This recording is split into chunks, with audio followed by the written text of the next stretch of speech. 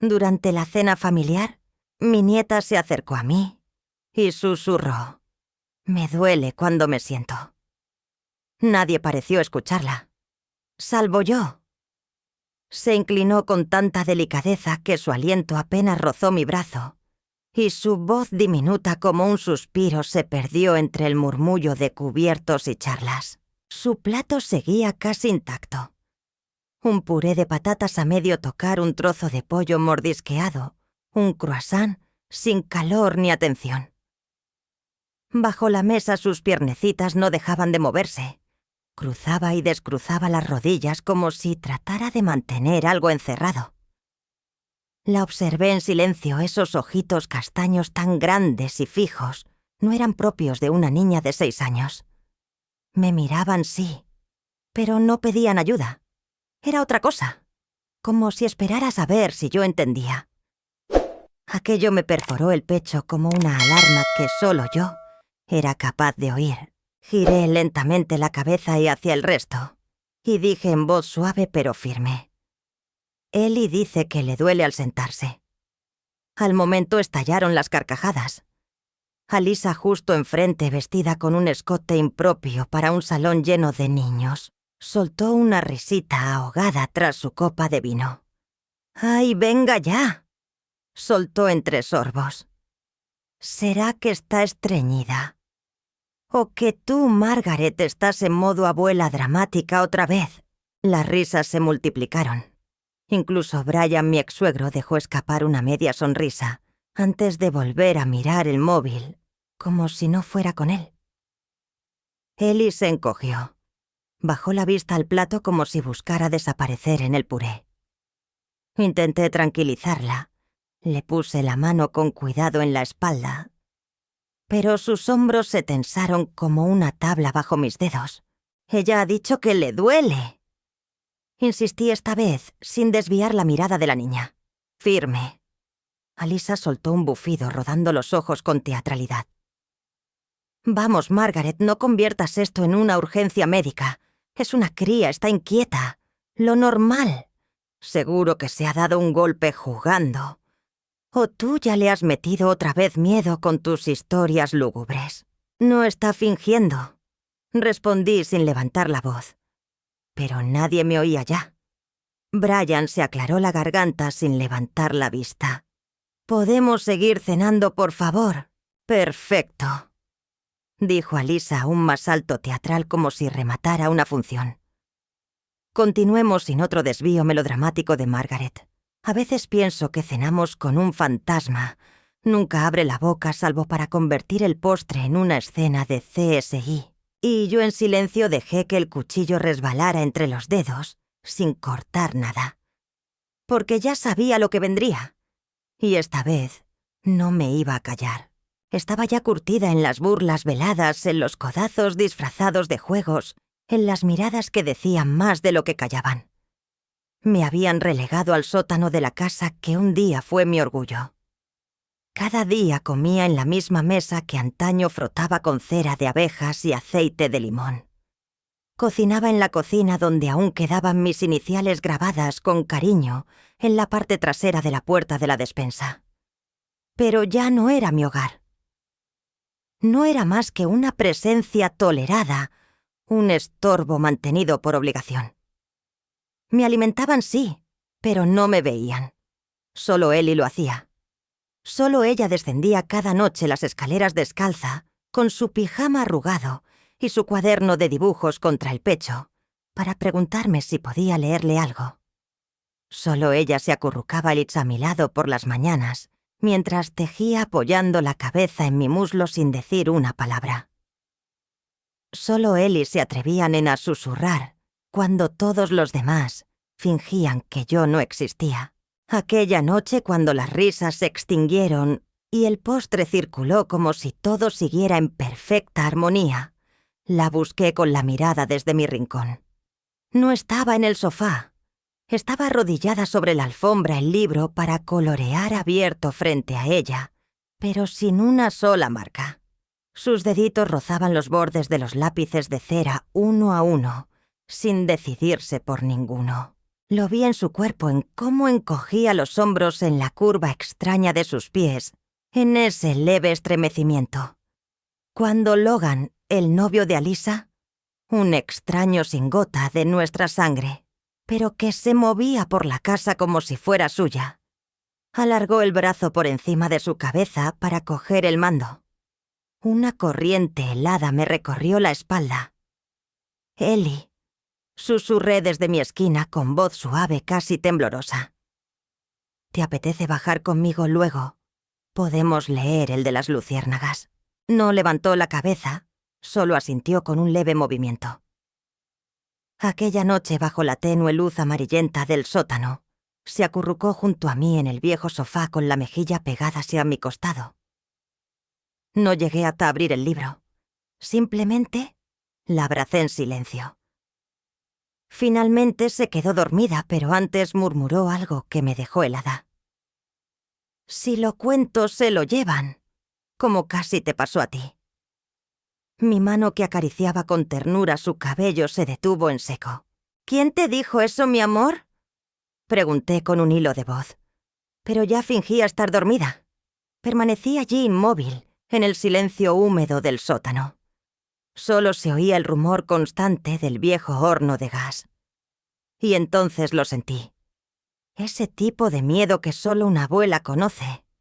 Uno que te cala los huesos, que te obliga a aferrarte al sillón, como si así pudieras detener el mundo. Llevaba tiempo sospechando que algo no iba bien. La forma en que Ellie rehuía las miradas. Esos estallidos de ira sin motivo aparente. Aquella parodia de boda que representó una noche en la cama, mientras Alyssa y sus amigas reían con crueldad. El modo en que Logan prolongaba sus despedidas en el portal más de la cuenta. Y ahora esto. Observé a la niña dormida, diminuta, encogida contra mí, tan frágil, tan rota. Supe que debía actuar.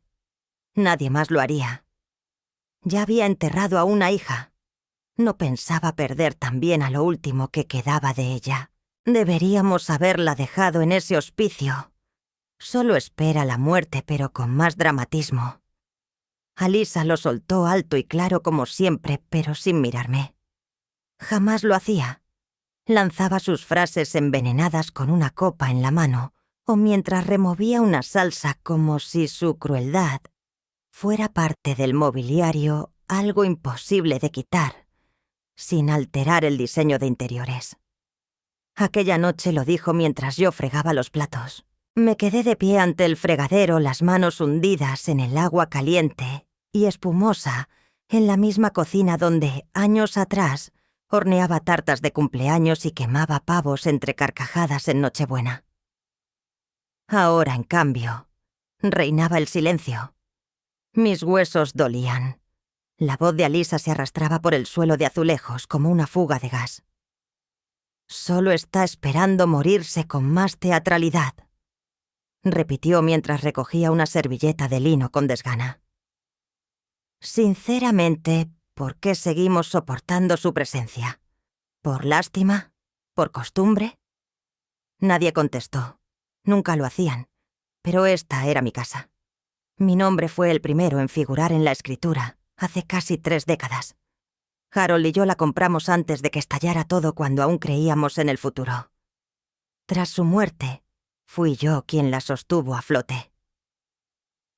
Tras la muerte de mi hija Janine, en aquel trágico accidente, convertí la habitación de invitados en un pequeño refugio para Ellie. Fui yo quien eligió el amarillo suave para las paredes, quien arropó a la niña cada noche, mientras Alyssa desaparecía durante los fines de semana de duelo, y Brian se refugiaba en el trabajo y la cerveza.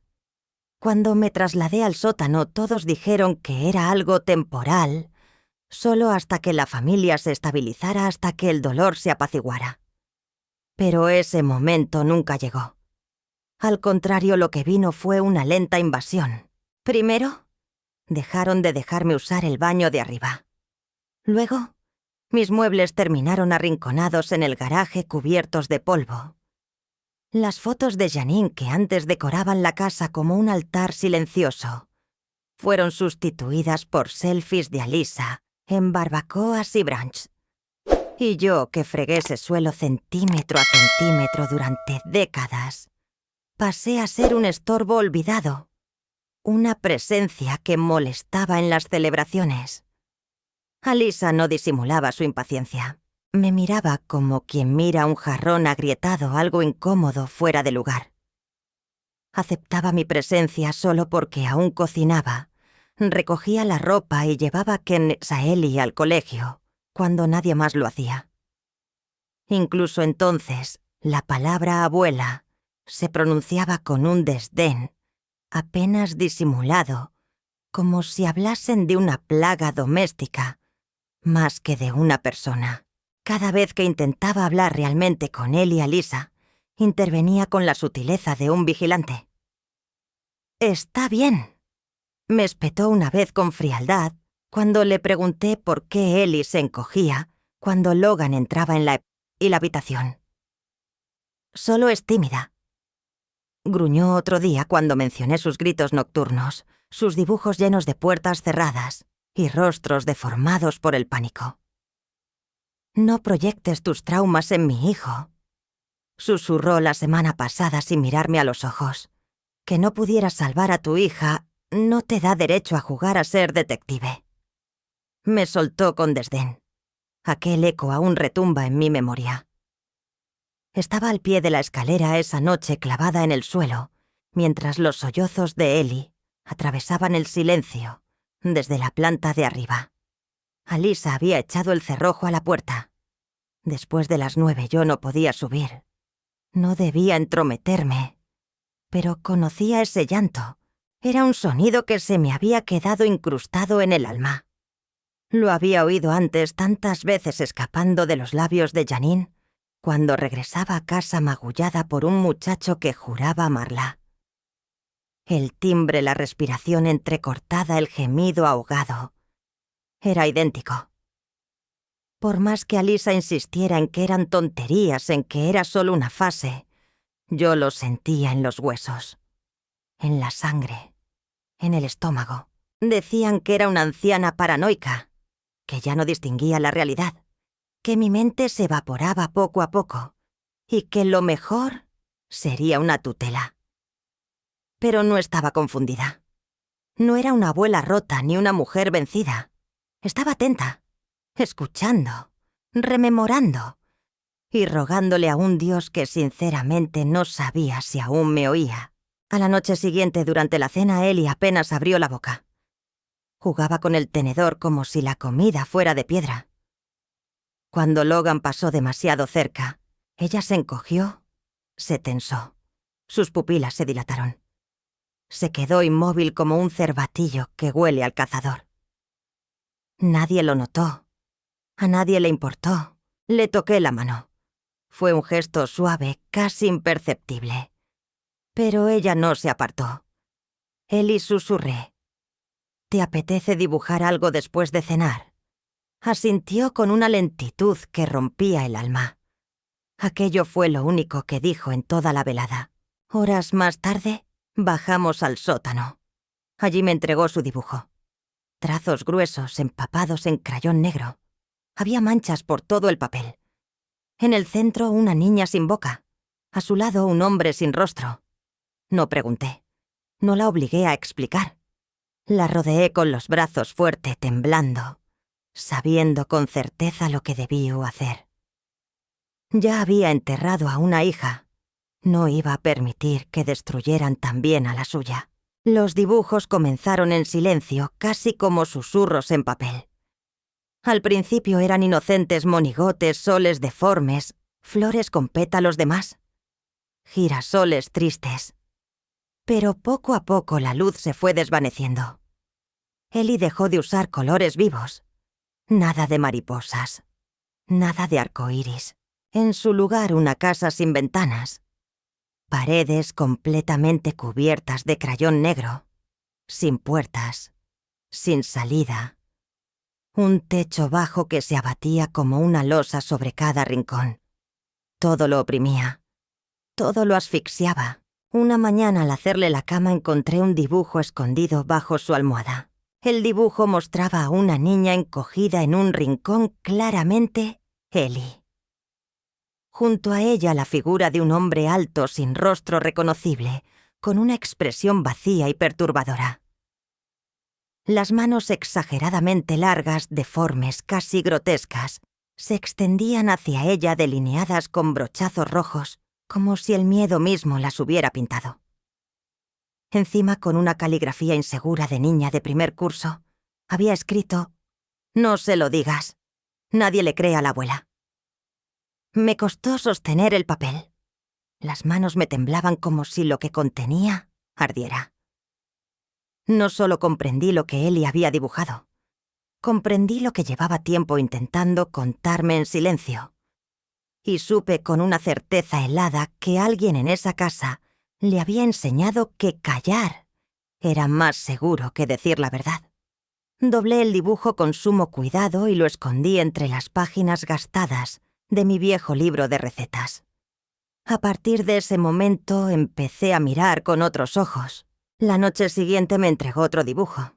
Aquel mostraba de nuevo al hombre sin rostro. Pero esta vez le sostenía la mano. La pequeña se había dibujado con enormes lágrimas azules, de esas que solo existen en las caricaturas, desbordándole las mejillas. Bajo la imagen, escritas con letras torcidas e inestables, se leía una frase aún más aterradora: «Cállate, o me voy también». Esa amenaza dibujada disfrazada de inocencia infantil me golpeó el estómago como una piedra. Aquella noche la abracé con fuerza sin decirle nada que no fuera suave protector amoroso. Le acaricié el pelo en silencio y le repetí bajito como un mantra: «Estás a salvo con la abuela. No estás sola. Nadie va a hacerte daño». Al día siguiente decidí que ya era suficiente. Esperé a que todo estuviera en calma. Logan había salido a Sefet a beber con sus amigos y Brian estaba enterrado en su mundo, entre herramientas y grasa en el garaje. Fui a la cocina, saqué el primer dibujo, el de la casa sin ventanas, y lo dejé sobre la encimera justo frente a Lisa. Me crucé de brazos y lo empujé suavemente hacia ella. «Está pidiendo ayuda», dije sin apartar la mirada. Ella lo observó un segundo, parpadeó solo una vez y sin titubear lo rasgó por la mitad. «Dibuja así porque tú le llenas la cabeza de tus miedos y de tus historias lúgubres», soltó con desprecio. «Le susurras tus tragedias de madre rota, lo de tu hija muerta, tu vida de novela triste. Y ahora la niña cree que para que la miren tiene que inventarse un drama». Me lo escupió sin piedad, como si yo fuese el veneno. Pero en ese momento lo que vi fue algo mucho más claro. Ella no quería ver porque verla obligaría a actuar. Y actuar para alguien como Alisa siempre fue más peligroso que fingir que todo está bien. «Está asustada», dije intentando mantenerme serena. «Es una cría fantasiosa», replicó con frialdad. «Y tú, como siempre, proyectando tus miedos». Entonces se inclinó su rostro a escasos centímetros del mío y susurró con veneno: «Vuelve a intentarlo. Y te juro que no vuelves a pie a hablar con ella. Nunca más». No contesté. No valía la pena. Me di la vuelta y me fui tragándome la rabia como quien traga cristales. Aquella noche en el sótano, Ellie estaba sentada en el sofá. Tenía el cuaderno sobre las piernas y los lápices de colores esparcidos por el suelo, como hojas secas en otoño. No levantó la vista cuando habló en voz baja. «Él dice que si lo cuento, vendrán a por mí. Igual que casi vinieron a por ti». Sentí que algo me estrangulaba por dentro. Me invadió el recuerdo de aquella conversación telefónica que escuché por accidente. Lisa hablaba con alguien sobre incapacitar legalmente a la abuela a quedarse con la custodia y transferir toda la propiedad. Ya lo habían intentado una vez. Y ahora lo estaban haciendo con Ellie. La rodeé con los brazos y la atraje hacia mi pecho. Le susurré con ternura: No tienes que contarle nada exiguo a nadie. Solo a mí cuando estés lista. Siempre te creeré. No dijo ni una palabra. Solo asintió con la cabeza. Después, con una lentitud casi solemne, me entregó otro de sus dibujos. En él aparecían dos figuras, una anciana y un niño. Estaban de pie en la esquina de una habitación oscura. Ya no había ventana, pero una bombilla colgaba del techo temblorosa, proyectando apenas algo de luz. Entre los dos personajes, escrita en rosa chillón, una sola palabra: ayuda. Supe entonces que nadie me creería. Ni Alisa, ni Brian, ni nadie en aquella casa, donde mi existencia había sido degradada al nivel de un cartón de leche caducado, tolerada, luego ignorada, y finalmente despreciada. Si acudía con los dibujos de Ellie, y mi voz temblorosa dirían que deliraba, que estaba senil paranoica. Así que empecé en silencio. Esa misma noche, cuando Ellie se quedó dormida a mi lado, en el colchón del sótano con el pulgar todavía apoyado bajo la barbilla, tomé su jirafa de peluche favorita. Con sumo cuidado abrí la cremallera escondida entre las costuras y metí dentro una pequeña grabadora. La había comprado hacía meses cuando empecé a notar que algo no encajaba en esa casa. Nunca la había utilizado. Pero esa noche, por primera vez, pulsé el botón de grabar. Cada noche me sentaba junto a ella sin prisas, con una ternura que no forzaba nada, solo acompañaba. Era como cuando solía llevar a Janine de la mano, cruzando los arroyos en primavera, sin empujar, marcando un ritmo suave constante. Le contaba un cuento, hacía una pausa y le lanzaba preguntas tan ligeras como el aire. El hombre de tu dibujo aún entra en tu cuarto. A veces asentía, otras murmuraba bajito. Solo cuando mamá ya se ha dormido. Una noche, mientras pasaba los dedos por la oreja deshilachada de su jirafa de peluche, me dijo: «No tiene cara. Dice que no sé dibujarla». Otra noche él cerró la puerta con pestillo desde dentro. Yo no hice ni un solo movimiento. No podía. No debía. Fue entonces cuando lo dijo por fin en voz alta. Logan era la sombra. Lo supe, claro que lo supe. Llevaba semanas sintiéndolo. En la forma en que Ellie se encogía al cruzarse con él. En ese gesto suyo de agarrarse a los marcos de las puertas, como si temiera lo que pudiera saber dentro. Nunca quería quedarse sola si él rondaba cerca, pero oírlo de su voz tan pequeña, tan rota, fue como si me clavasen hielo en el centro del pecho. Y aún así, no paré de grabar. Cada noche recogía trocitos, nombres, momentos, frases sueltas. Nunca le pedí más de lo que estuviera dispuesta a decir, pero me aseguraba de que su voz siguiera poco a poco, caminando hacia donde dolía, hacia la verdad. Entonces llamé a Vance, mi abogado de toda la vida. El mismo que asesoró a Harold y a mí cuando montamos el fideicomiso de la casa. El que me acompañó en silencio durante aquella guerra perdida por la custodia hace ya demasiados años. No había sabido nada de mí en una década, pero cuando descolgó al segundo tono y oyó mi voz, dijo solo: «Margaret». Yo respondí: «Sí, es por Ellie». Al día siguiente estábamos en su despacho del centro. Le entregué un pequeño USB con una nota escrita a mano que temblaba más de lo que habría querido. «Grabaciones, Ellie». Me senté enfrente mientras lo conectaba. No dije una sola palabra. Él tampoco. Su rostro no se movió. Solo escuchaba.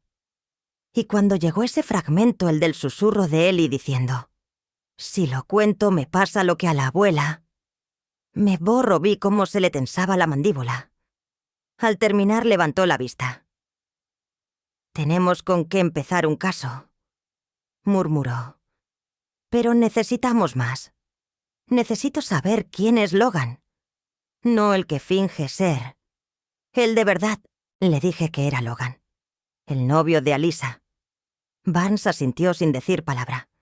Me prometió que indagaría, que iría despacio. Incluso él, con sus años de experiencia, se estremeció al leer el informe.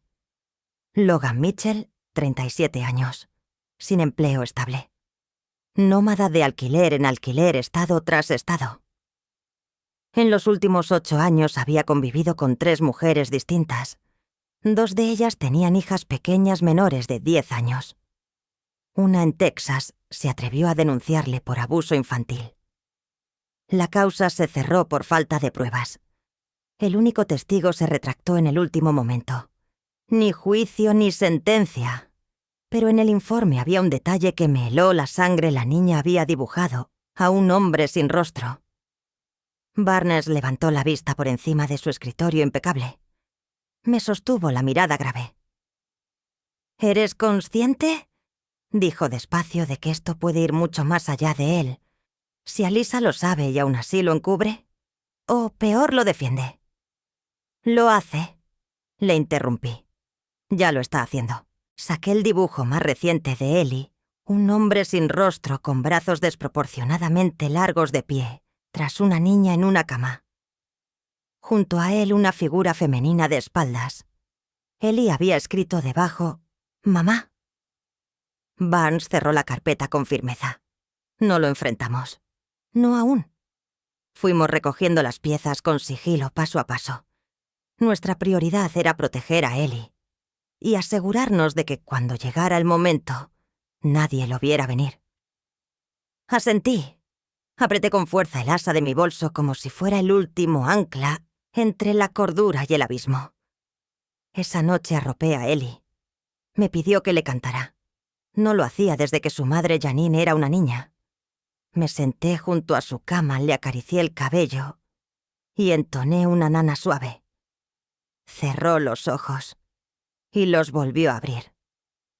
Abuela, susurró, cuando él me hace daño me olvido de cómo dibujar cosas bonitas.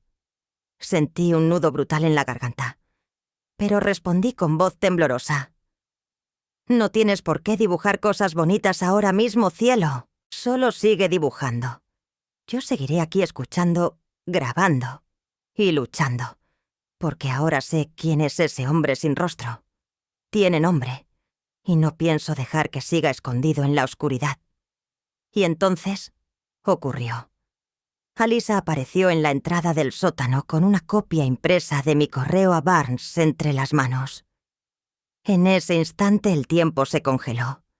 Ya no quedaba margen para recoger más pruebas ni para actuar con cautela. La tormenta había estallado.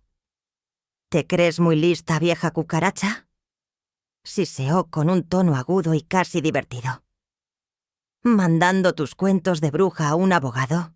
¿Escondiéndote entre dibujos y susurros? Logan emergió por detrás. No dijo nada. No necesitaba hacerlo. Su mirada era gélida, sin emoción alguna. Comenzó a bajar al sótano. Cada crujido en la madera retumbaba como una amenaza. Retrocedí instintivamente sin soltar el dibujo de Ellie, como si ese papel pudiera salvarnos. Dentro de aquella caja oxidada no había más que tornillos herrumbrosos y un alambre retorcido. Levanté la tapa con cuidado, y entonces una idea tan absurda como desesperada me atravesó la mente. Cogí el borde dentado de una de las latas rotas y me hice un corte limpio en el interior del antebrazo. No fue muy profundo, pero bastó. Con la mano temblando, empapada en sangre, empecé a escribir en la pared de hormigón frío. Barnes ayuda a Ellie. Cada trazo era una lucha contra el mareo, cada letra una promesa de que alguien sabría lo que había pasado allí. Si alguien bajaba, si Ellie lograba huir, o si algún trabajador social ponía un pie en ese sótano, quería dejar constancia de que esto no era una fuga cualquiera. Era una trampa, un crimen premeditado. A la mañana siguiente, desde el piso de arriba, oí a Elsa hablando por teléfono como si nada. Sí, nos vamos el jueves temprano. Y Kiki, menos mal. Ese sitio me da muy mal rollo. Hawái, vacaciones, una nueva vida. Ellas pensaban dejarme allí abajo como si fuera un adorno de Navidad estropeado, olvidado en una caja. Como si no valiera ni el esfuerzo de tirar. Supe con una certeza helada que si subían a ese avión, yo desaparecería. Para siempre. Me enviarían a algún sitio. O me enterrarían en el jardín y plantarían encima una maceta con romero. No me quedaba tiempo. Pero yo aún no había dicho mi última palabra. Ellie me salvó. Y lo hizo como solo una niña de su edad podría hacerlo, con crayones y valentía. 3 días después de que me encerraran como a una bestia, Alyssa llevó a Ellie al colegio fingiendo que todo era normal. Ellie, pálida y ausente, escondió una cartulina doblada en el bolsillo lateral de su mochila. No dijo nada al llegar, ni una sola palabra, pero en clase de plástica, mientras los demás dibujaban calabazas sonrientes, Ellie se levantó sin hacer ruido. Se acercó al escritorio de la señorita Daly y sin mirar a nadie le tendió el papel. Luego volvió a su asiento sin decir nada, con los ojos clavados en la pared, como si no quisiera ver lo que pudiera pasar. La señorita Daly no lo abrió de inmediato. Estaba ocupada con los pinceles y las pinturas, pero algo en el rostro de Ellie, ese silencio tan pesado, tan lleno de algo que no se podía nombrar, la detuvo en seco. Así que desplegó la hoja. Había una casa con escaleras. Bajo ellas, enmarcada dentro de un cuadrado oscuro, una niña aparecía dibujada con trazos temblorosos. Encima del recuadro, una palabra escrita con cuidado: abuela. A su lado, en una habitación más amplia, otra figura sin rostro, ni ojos ni boca, le sostenía la mano. Junto a esa silueta, solo 2 palabras: él duele. En la esquina superior derecha, en rojo intenso como un grito mudo, alguien había escrito ayuda. La señorita Daly no dudó ni un instante. Cerró con llave la puerta del aula sin perder la calma y marcó directamente al despacho del orientador escolar. Al llegar el mediodía, los servicios de protección al menor y un agente del sheriff ya estaban sentados en su despacho revisando el dibujo. Ellie fue llamada con delicadeza fuera de clase. Le preguntaron si podía explicar lo que había pintado. Su voz fue un susurro casi inaudible. Él me tiene allí. Después rompió a llorar. No pudieron detenerla. A las 4 de la tarde Barnes recibió la llamada. Y esa misma medianoche, mientras Alyssa y Logan hacían escala rumbo a Hawái, brindando entre cócteles y riendo, sobre lo pacífica que estaría la casa sin esa vieja estorbo, la policía ya rodeaba su hogar.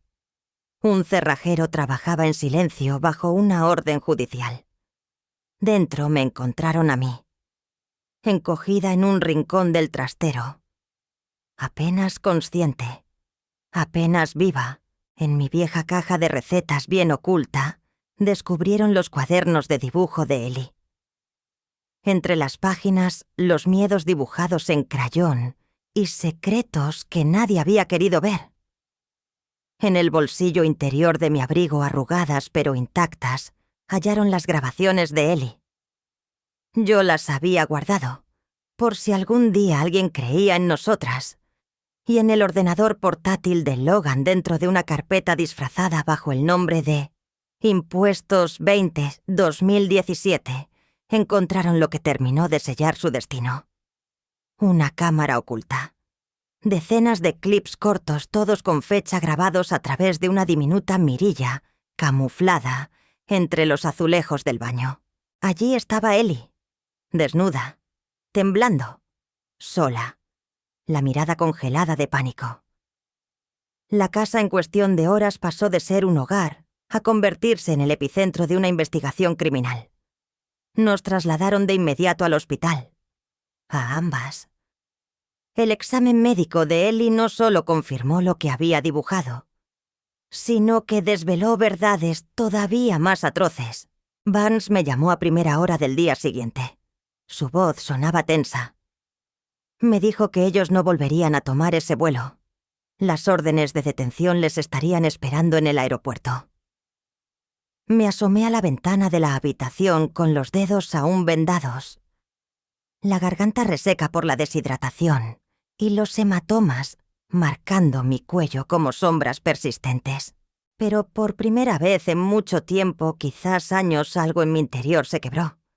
No era tristeza, ni ira. Era otra cosa. Algo nuevo. Era alivio. Ellie había hablado, y alguien por fin la había escuchado. La sala olía a hierro y a papel envejecido.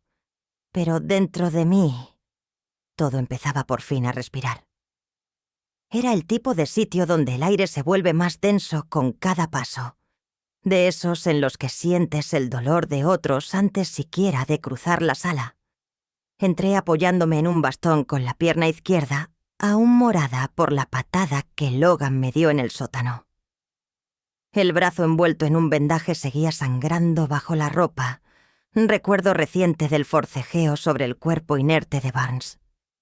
Aún así mantuve la espalda recta. Barnes, erguido a mi lado, no dejaba traslucir ni una emoción. Frente a nosotros estaban los dos responsables de haber destrozado nuestras vidas, y la de Ellie. Alyssa, con una chaqueta demasiado clara para ir a aquel lugar lúgubre, fingía un llanto lastimero. Las lágrimas brillaban mientras sus manos temblaban teatralmente sobre el regazo.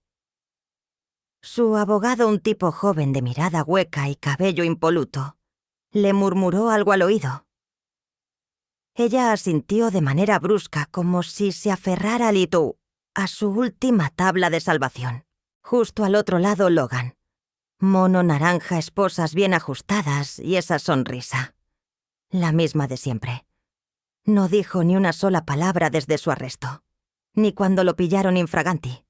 Ni cuando le recitaron los cargos uno por uno. Ni al enseñarle los archivos sacados de su ordenador. Pero esa sonrisa sí, la conocía bien.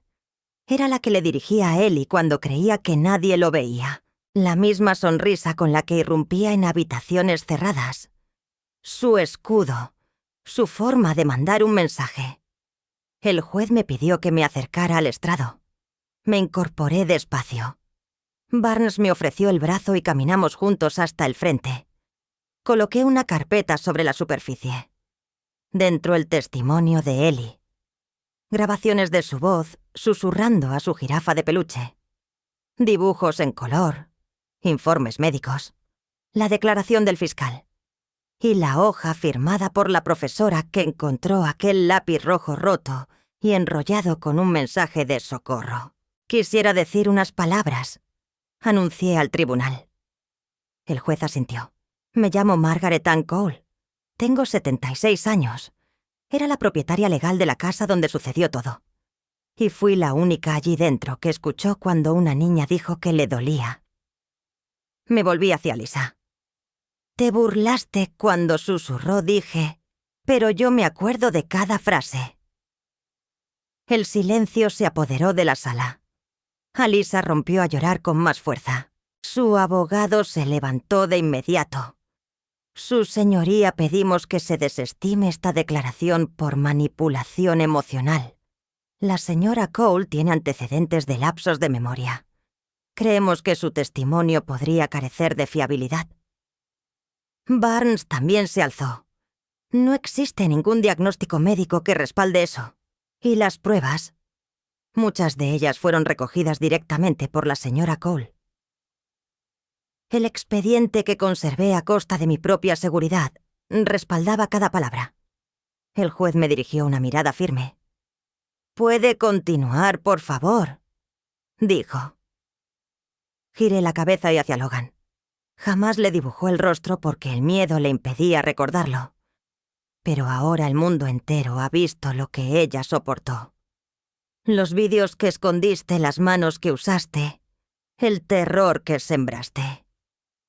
Creíste que nadie te desenmascararía. Contabas con el silencio. Entonces levanté uno de los dibujos de Ellie, aquel donde la palabra ayuda sobresalía en rojo escrita con desesperación. Ella no podía alzar la voz, así que dibujó. y yo grité por las dos. Esa tarde el tribunal sentenció a Logan Mitchell a cadena perpetua, sin posibilidad de apelación por agresión sexual, agravada a una menor explotación infantil y grabaciones ilegales. Alyssa recibió la misma condena: complicidad criminal, encubrimiento, destrucción de pruebas y negligencia grave. Cuando los agentes la escoltaban fuera de la sala, ella se volvió hacia mí por última vez. El rímel le surcaba la cara como si llorase tinta. «Miente», gritó. «Le llenaste la cabeza de basura. La volviste contra mí». La sostuve con la mirada sin pestañear. No respondí con calma. «Te bastaste tú sola». El juez ordenó que Ellie quedara protegida de cualquier contacto con aquellos familiares que la habían fallado. Ya no habría más excusas ni visitas, ni segundas oportunidades para quien la traicionó. Entonces se volvió hacia mí. «Señorita Cole, ¿estaría usted dispuesta a asumir su custodia permanente?», preguntó. Asentí sin dudar. Ya lo era desde hacía mucho tiempo. La primera mañana en Oregón olía a canela y lluvia fina.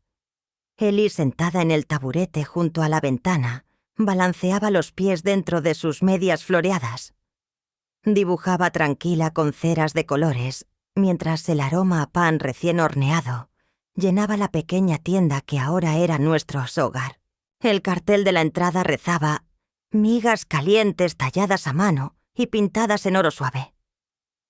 Había levantado aquel pequeño refugio con los últimos ahorros de Harold y el dinero que me concedió el juez como compensación. No lo hice para ganar dinero, sino para encontrar un respiro. Siempre soñé con un lugar así, una cocina, donde el calor no viniera del miedo, donde nadie alzara la voz, y lo único que subiera fuera el aroma del pan recién hecho y las carcajadas sinceras.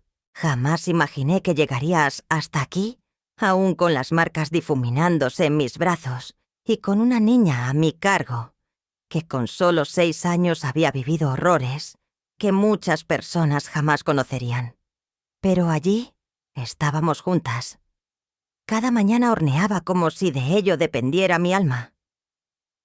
Ellie se arremangaba y amasaba conmigo, salpicando de harina los azulejos, cortando galletas con moldes en forma de corazón. Por las tardes se dedicaba a dibujar. Ya no había casas oscuras sin ventanas, ni figuras grises y sin rostro. Ahora eran flores cupcakes y una niña con coletas cogida de la mano de una anciana con delantal. Una tarde de martes se acercó sin hacer ruido con un dibujo nuevo entre sus manos pequeñas. No dijo ni una palabra, solo me miró con esos ojos atentos mientras se lo quitaba con cuidado. En el papel nos había retratado a las dos, Ellie y la abuela, tras el mostrador de la panadería. El sol entraba a raudales por el ventanal, bañando las estanterías de muffins y tartaletas. En el exterior crecían flores de colores. Dentro sonreíamos. Pero lo que me desarmó no fue la escena, sino lo que había escrito. Con un crayón morado brillante había garabateado: «La abuela lo oye todo». Parpadeé desconcertada. Ella aguardaba expectante. Entonces sonreí con un nudo en la garganta y los ojos empañados. «Es precioso», murmuré. «¿Te parece bien si lo cuelgo?». Asintió con fuerza, como si todo su cuerpo dijera que sí. Encontré el lugar perfecto justo encima del mostrador, donde cualquiera que entrara pudiera verlo. Lo pegué con mimo, alisé los bordes con la palma y di un paso atrás. Ellie se colocó a mi lado y su manita buscó la mía sin decir nada. Nos quedamos quietas un instante, uno de esos silencios que no duelen, que abrazan. Aquella noche, tras cenar, mientras yo fregaba los platos con el vapor empañando los cristales, Ellie en pijama leía en voz baja un cuento ilustrado. Recordé a la mujer que fui, aquella que se escondía temblando en un sótano helado intentando sembrar esperanza a base de sacrificio. Estuve a punto de desaparecer, de convertirme en un susurro olvidado entre las sombras. Pensé en las carcajadas que siguieron al murmullo de Ellie cuando se atrevió a contar la verdad. Y en cuántos simplemente eligieron no escuchar. Pero yo sí lo hice. Siempre lo haré. Porque fue eso lo que nos mantuvo vivas. Me limpié las manos con firmeza, besé la frente de Ellie con ternura y apagué la luz de la cocina con la calma de quien ha sobrevivido a una guerra. Durante años fui un espectro flotando por mi propia casa. Ahora soy el refugio de Ellie, el nombre que grita cuando las pesadillas regresan, la voz que guía sus pasos cuando el miedo aprieta. Sobre el horno aún cuelga su dibujo intacto. No es solo un testimonio de lo que conseguimos dejar atrás, sino de todo lo que nos atrevimos a construir. Nuestro primer invierno en Oregón llegó antes de lo previsto, como si el pasado viniera a ponernos a prueba. Aquel día de Acción de Gracias. La nieve cubría el mundo con un silencio nuevo, y Ellie, con la nariz pegada al escaparate de la panadería, buscaba señales de magia. Cuando los copos se pegaban al cristal, salía disparada con sus botas desiguales, los brazos extendidos como alas, intentando atrapar cada pedazo de cielo. Yo la miraba desde la puerta con una toalla entre las manos, viendo cómo giraba y reía con todo el pecho. Una risa pura, de las que revientan los miedos. No eran aquellas risitas tímidas que forzaba en la casa vieja, ni las sonrisas cortadas por la culpa. No, era la risa que sacude las costillas y enciende las mejillas. Y en ese instante supe que estaba sanando. Que ambas lo estábamos. Los domingos instauramos un ritual nuestras mañanas de velas. Encendía una vela blanca sobre la encimera, no por nadie en particular, sino por todo lo que logramos vencer. Por las veces que no nos rendimos. Ellie colgaba su último dibujo junto a los demás. La pared se llenaba con rapidez, atardeceres de acuarela, trozos de tarta, un perro inventado al que llamaba Lolo, retratos nuestros yo, en una mecedora con ella dormida en mi regazo. Y en casi todo, sin importar lo que pintara, siempre escribía lo mismo en una esquina. 3 palabras que sellaban nuestro pacto silencioso. La abuela lo oye todo. Ella lo llamaba su recordatorio. Yo prefería llamarlo mi promesa. Para cuando llegó la Navidad, el pueblo entero nos había acogido como suyas. Ya no venían solo por los bollos de mantequilla tibios, ni los rollos de canela recién horneados. Venían también a ver a la anciana tenaz y a su pequeña sobreviviente. Algunos dejaban juguetes para Ellie. Otros compartían historias que, aunque distintas, dolían igual. Descubrimos que en cada rincón había una abuela que en algún momento tragó su dolor en silencio. Y en cada panadería, clientes que escondían su tristeza entre servilletas y bolsas de papel. Jamás contamos todo lo ocurrido, pero no hacía falta, lo intuían. Una tarde entró una mujer de pelo blanco como la sal, guantes de cuero negros y unos ojos que delataban años de culpa. Se detuvo ante la pared donde Ellie colgaba sus dibujos y murmuró: «Ese de ahí. Parece que soy yo». Le serví un café sin preguntar nada y le dije: «Es probable». Ellie, mientras tanto, había hecho una amiga en la misma calle, una chiquilla flaca llamada Joe, con gafas descomunales y una risa que estallaba como un estornudo travieso. Jugaban a la rayuela e inventaban saludos secretos con las manos. Una noche después de que Joe regresara a su casa, Ellie se acercó y me preguntó: «¿Tú crees que Joe lo sabe?» ¿Saber qué cielo? ¿Que antes yo tenía miedo todo el rato? Me senté junto a ella sacudiéndome el polvo de harina de las palmas y le respondí con calma: «Creo que Joe sabe que eres valiente, y eso es lo único que importa». Reflexionó un momento y asintió: «Sí, Es mejor ser valiente que estar asustada. El día en que se cumplió 1 año desde el juicio, preparé un cupcake de vainilla con glaseado rosa. Ellie lo decoró colocando una única vela en el centro. No hicimos falta de ponerle nombre. Ya no. Ella sopló la llama, sonrió y dijo: «Vamos a dibujar». Aquella noche su dibujo fue simple: 2 corazones, uno más grande y otro pequeño atados por una cuerda firme. No había palabras, solo un silencio lleno de significado. Ese año la primavera llegó antes de tiempo, y durante semanas la panadería entera olía a barritas de limón y pan recién hecho, como si todo al fin pudiera empezar de nuevo. Ellie y yo plantamos tulipanes juntas en la vieja jardinera del porche. Se había hecho más alta, más fuerte. A veces todavía se despertaba sobresaltada. Yo también. Pero habíamos levantado entre susurros y abrazos un refugio donde aquellas pesadillas no cruzaban la puerta de la cocina.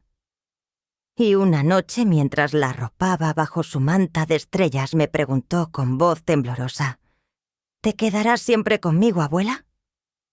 Le tomé la mano con suavidad. «Mientras tenga aliento, amor mío. Y cuando ya no lo tengas, seré esa vocecita que siempre escucharás dentro, justo donde te late el corazón». Sonrió. «Entonces nunca estaré sola». Le di un beso en la frente, apagué la luz y le susurré las mismas palabras que pronuncié aquella noche en que el mundo se vino abajo y todo dejó de tener sentido. «Contigo siempre estarás segura». Y esta vez sí lo creyó. Gracias por caminar conmigo hasta el final de este relato. A veces las verdades más profundas no se gritan, se musitan, tan bajito que el mundo ni las percibe, a menos que alguien escuche con el alma entera. Ellie susurró. Muchos se burlaron, pero yo me grabé cada sílaba. Si al leer esto has sentido un nudo en el pecho, si alguna vez te han despedido sin mirarte a los ojos, si has visto cómo alguien aguanta en silencio lo que no merece, si ese fuego interior que arde cuando nadie más alza la voz te resulta familiar, entonces sabes por qué esta historia tenía que contarse. Porque cuando ni al niño ni a la abuela se les cree, basta una sola voz firme para romper el silencio. Aquí, en Historias Verdaderas de la Abuela, ese silencio ya no tiene sitio. Así que si crees en la justicia que no necesita aplausos, si crees en la venganza serena, en la verdad que espera sin rendirse y en la fuerza invisible de las mujeres ignoradas demasiado tiempo, suscríbete a Historias Verdaderas de la Abuela, donde por fin la voz más pequeña de la sala se alza y el mundo entero escucha. Porque hay venganzas que no prescriben, solo maduran.